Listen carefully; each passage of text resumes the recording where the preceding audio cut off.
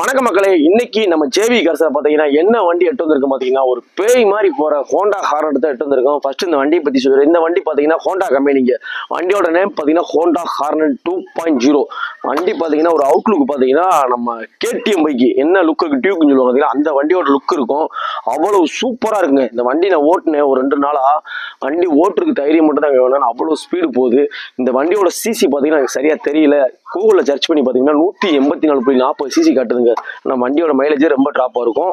வண்டிக்கு எந்த கம்ப்ளைண்ட்டுமே இல்லை. எல்லா வேலையுமே நம்ம பார்த்தாச்சு. வண்டி எடுத்து சூப்பராக வேலை பார்த்தாச்சு. வண்டிக்கு நம்ம பார்த்தீங்கன்னா மெயினாக 2 tyre brand new tyre, front and back ரெண்டுமே பிராண்ட் நியூ டயர் போட்டாச்சு.